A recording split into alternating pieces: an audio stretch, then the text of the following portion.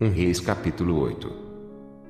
Então, congregou Salomão os anciãos de Israel e todos os cabeças das tribos, os príncipes dos pais, dentre os filhos de Israel, diante de si em Jerusalém, para fazerem subir a arca do concerto do Senhor da cidade de Davi, que é Sião.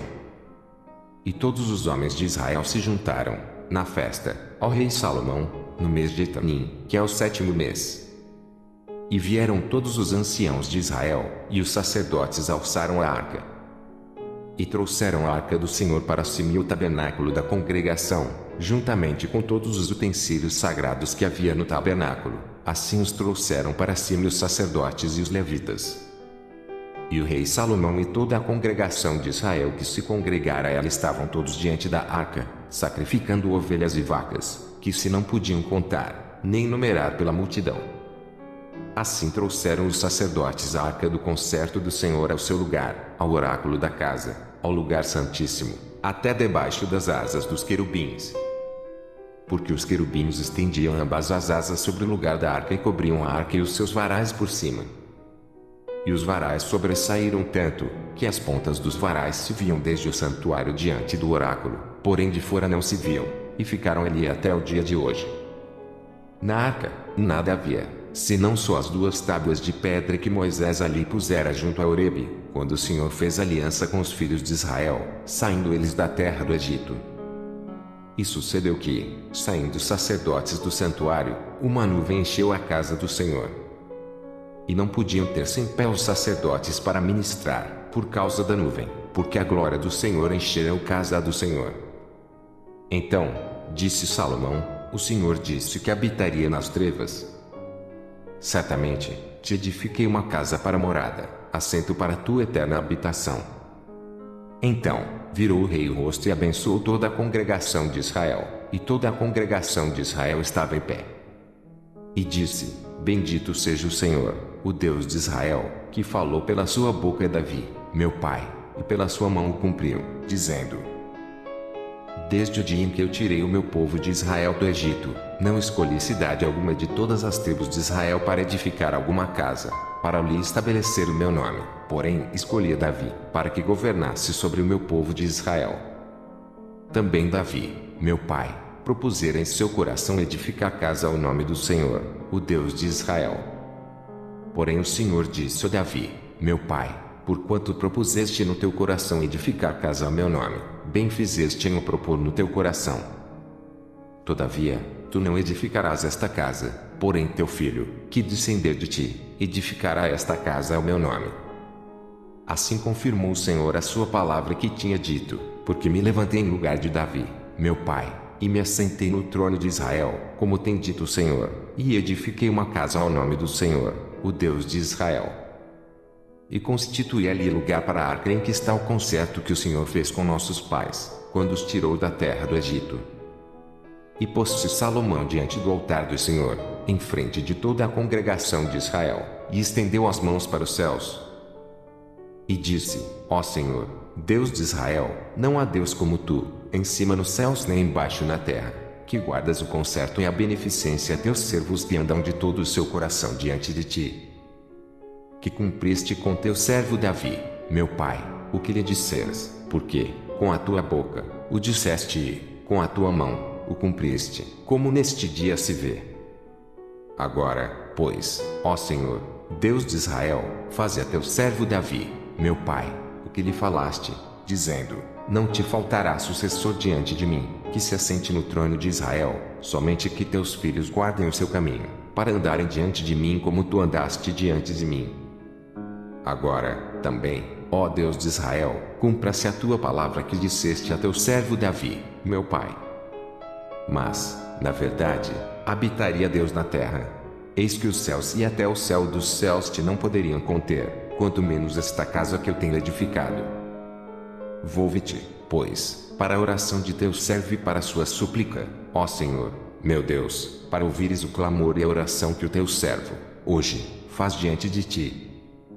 Para que os teus olhos, noite e dia, estejam abertos sobre esta casa, sobre este lugar, do qual disseste, o meu nome estará ali, para ouvires a oração que o teu servo fizer neste lugar. Ouve, pois, a súplica do teu servo e do teu povo de Israel, quando orarem neste lugar, também ouve tu, no lugar da tua habitação nos céus, ouve também e perdoa.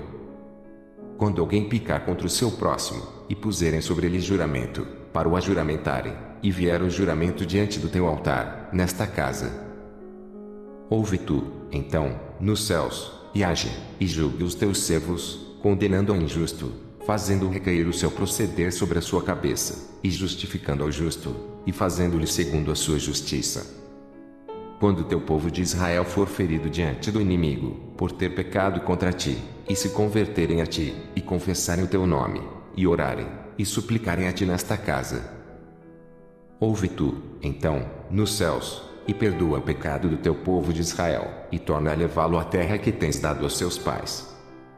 Quando os céus se cerrarem, e não houver chuva, por terem pecado contra ti, e orarem neste lugar, e confessarem o teu nome, e se converterem dos seus pecados, havendo-os tu afligido, ouve tu, então, nos céus, e perdoa o pecado de teus servos e do teu povo de Israel, ensinando-lhes o bom caminho em que andem, e dá chuva na terra que deste ao teu povo em herança. Quando houver fome na terra, quando houver peste, quando houver queima de searas, ferrugem, gafanhotos e pulgão, quando o seu inimigo cercar na terra das suas portas ou houver alguma praga ou doença, toda oração, toda súplica que qualquer homem de todo o teu povo de Israel fizer, conhecendo cada um a chaga do seu coração e estendendo as mãos para esta casa, ouve tu, então, nos céus, assento da tua habitação, e perdoa, e faze, e dá a cada um conforme todos os seus caminhos e segundo vires o seu coração, porque só tu conheces o coração de todos os filhos dos homens, para que te temam todos os dias que viverem na terra que deste a nossos pais. E também ouve ao estrangeiro que não for do teu povo Israel, porém vier de terras remotas, por amor do teu nome. Porque ouvirão do teu grande nome, e da tua forte mão, e do teu braço estendido, e vier orar a esta casa. Ouve tu nos céus, assento da tua habitação, e faze conforme tudo que o estrangeiro a te clamar, a fim de que todos os povos da terra conheçam o teu nome, para te temerem como teu povo de Israel e para saberem que o teu nome é invocado sobre esta casa que tenho edificado. Quando o teu povo sair à guerra contra o seu inimigo, pelo caminho por que os enviares, e orarem ao Senhor, para a banda desta cidade que tu elegeste desta casa que edifiquei ao teu nome, ouve, então, nos seus a sua oração e a sua súplica e faze-lhes justiça. Quando pecarem contra ti, pois não há homem que não peque, e tu te indignares contra eles, e os entregares nas mãos do inimigo, para que os cativarem os levem em cativeiro à terra do inimigo, quer longe ou perto esteja. E, na terra onde forem levados em cativeiro, tornarem em si, e se converterem, e na terra do seu cativeiro te suplicarem, dizendo, pecamos, e perversamente agimos, e cometemos iniquidade. E, se converterem a ti de todo o seu coração e de toda a sua alma, na terra de seus inimigos que os levaram em cativeiro, e orarem a ti para a banda da terra que deste a seus pais, para esta cidade que elegeste para esta casa que edifiquei ao teu nome, ouve, então, nos céus, assento da tua habitação, a sua oração e a sua súplica, e faze-lhes justiça. E perdoa teu povo que houver pecado contra ti todas as suas prevaricações com que houverem prevaricado contra ti, e faze-lhes misericórdia perante aqueles que os têm cativos, para que deles tenham compaixão. Porque são o teu povo e a tua herança que tiraste da terra do Egito, do meio do forno de ferro, para que teus olhos estejam abertos à súplica do teu servo e à súplica do teu povo de Israel, a fim de os ouvires em tudo quanto clamarem a ti. Pois tu, para a tua herança, os elegeste de todos os povos da terra, como tens dito pelo ministério de Moisés, teu servo, quando tiraste os nossos pais do Egito, Senhor Jeová. Sucedeu, pois, que, acabando Salomão de fazer ao Senhor esta oração e esta súplica, estando de joelhos e com as mãos estendidas para os céus, se levantou de diante do altar do Senhor, e pôs-se em pé, e abençoou a toda a congregação de Israel em alta voz, dizendo: Bendito seja o Senhor, que deu repouso ao seu povo de Israel, segundo tudo o que disse. Nenhuma só palavra caiu de todas as suas boas palavras que falou pelo ministério de Moisés, seu servo. O Senhor, nosso Deus, seja conosco, como foi com nossos pais, não nos desampare e não nos deixe. Inclinando-se o nosso coração, para andar em todos os seus caminhos e para guardar os seus mandamentos, e os seus estatutos, e os seus juízos que ordenou a nossos pais.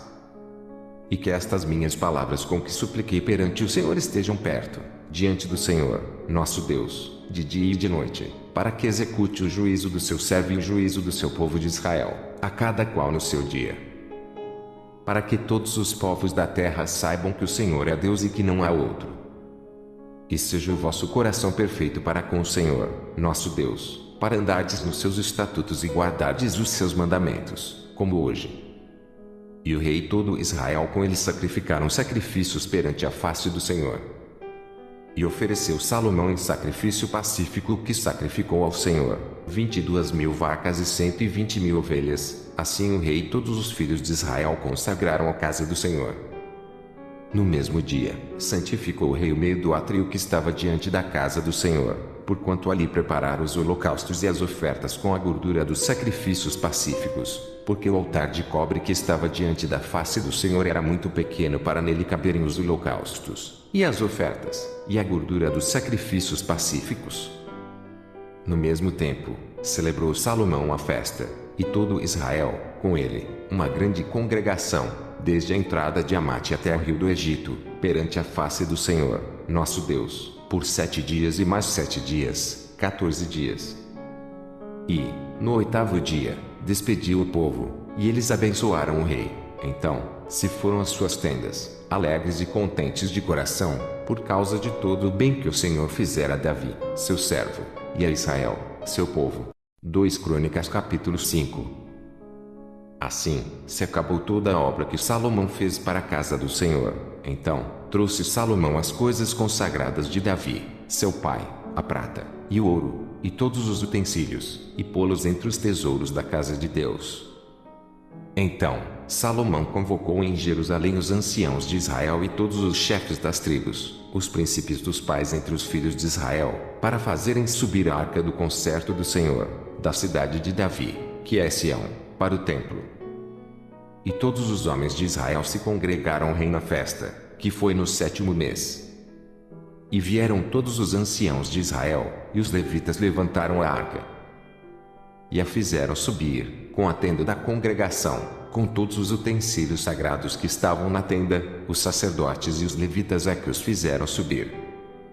Então, o rei Salomão e toda a congregação de Israel, que se tinha congregado com ele, diante da arca, sacrificaram carneiros e bois, que se não podiam contar, nem numerar, por causa da sua multidão.